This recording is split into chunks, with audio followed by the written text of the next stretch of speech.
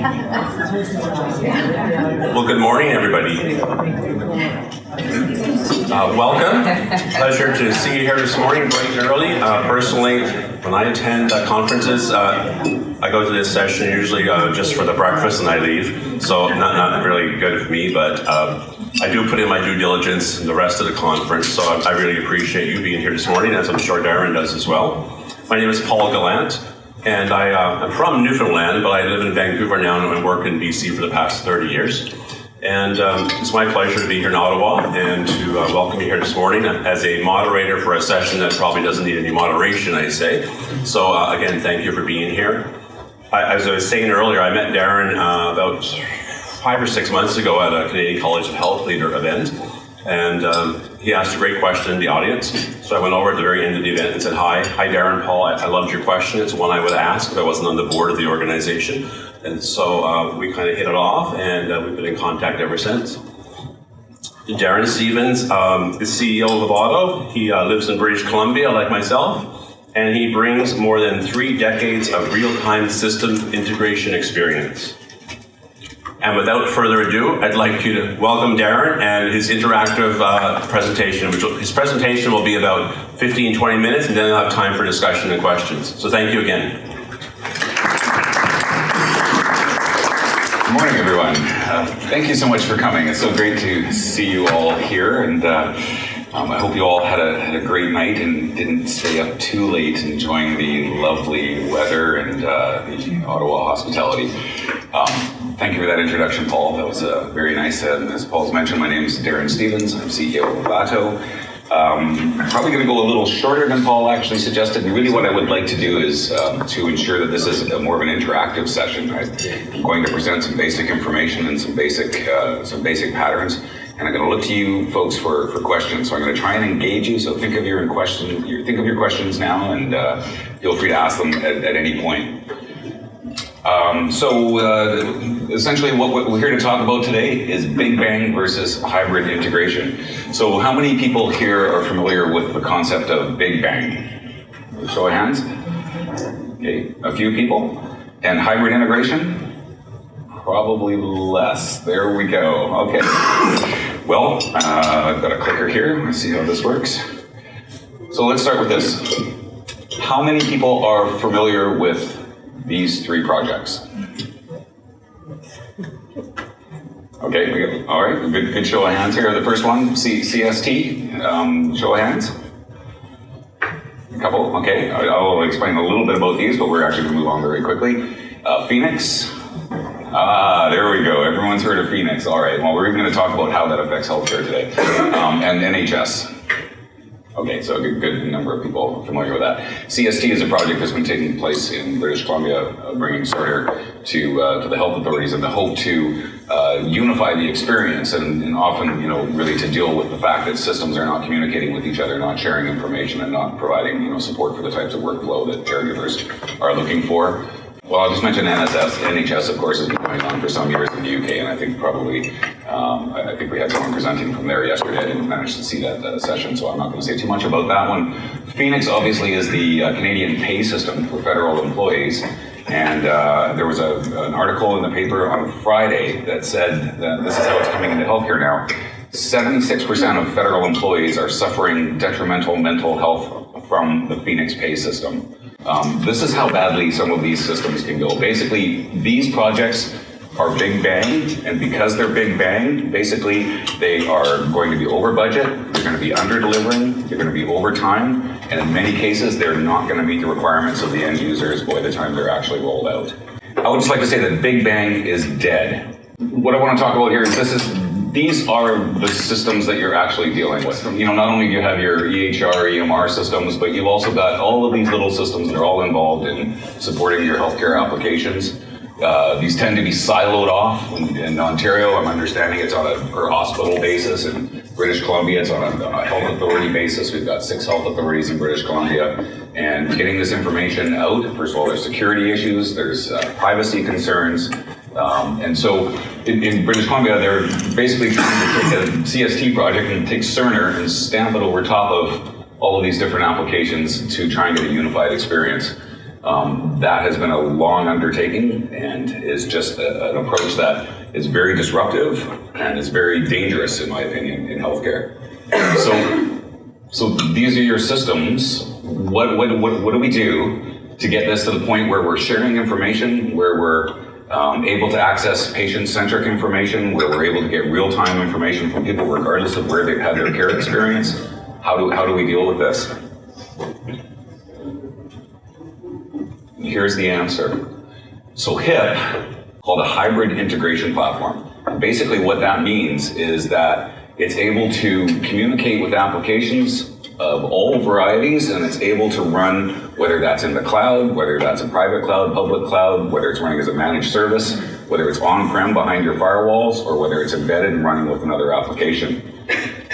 So essentially, the way that hybrid integration works is rather than ripping and replacing out applications in order to get everyone onto a single application that's able to communicate with itself, and I think you probably find many of these applications don't even communicate with themselves. So we see trying to get Cerner to Cerner or Epic to Epic, even the same application. We're not seeing the integration that's there. We're seeing manual processes, we're seeing human error, and we're seeing high costs in order to implement that.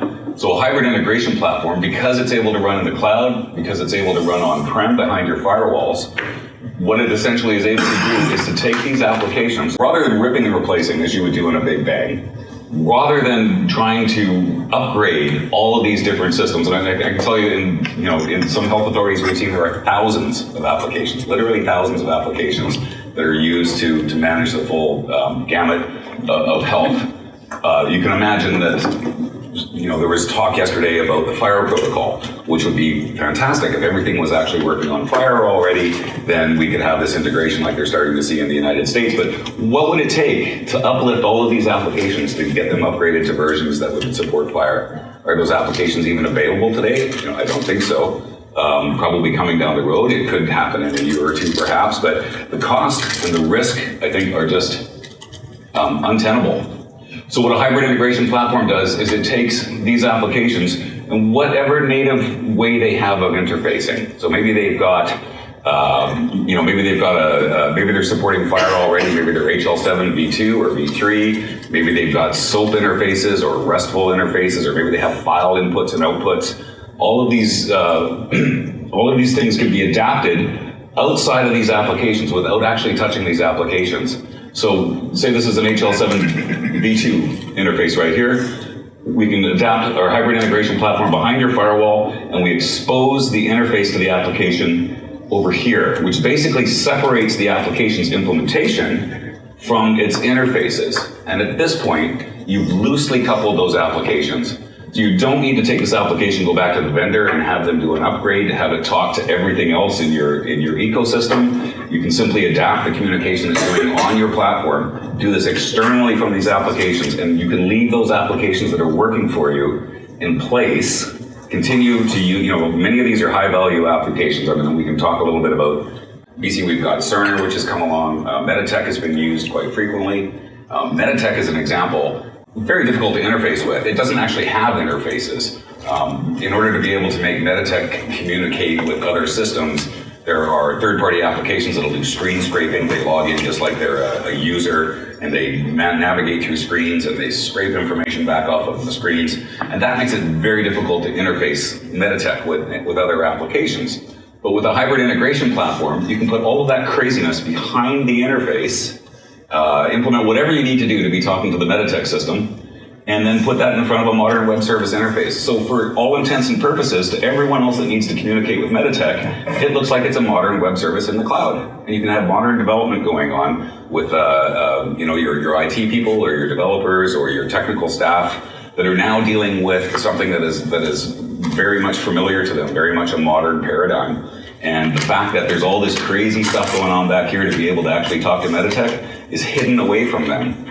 So you don't get the other applications that are having specific knowledge of Meditech. They're not having to go through all of the hoops. Those hoops get put through once. There's a modern interface here that's exposed here, and at that point, you're now talking to a clinical interface or a supply chain interface or some type of, an HR or whatever information you're storing in Meditech is just represented as if it were a Meditech running in the cloud. Now, we haven't had to change Meditech at this point. Like the integration that we did in British Columbia with this, it has, for example, a DM module that allows information to be copied out of Meditech into a data warehouse, which at that point we can read out of the data warehouse. But the idea is that we don't want to create data lakes and various types of duplication of all this data. What we want to do is be able to get into this data in real time and be able to not have duplication of data, be able to maintain a single record of truth, whether, so that the information that's stored here is the single record of truth. If it's changed here, it's not going to be different somewhere else if it happens to get out of sync. And then each different area of responsibility, whether this is a health authority or a hospital, is able to maintain their own data and to be able to clearly control what information they share.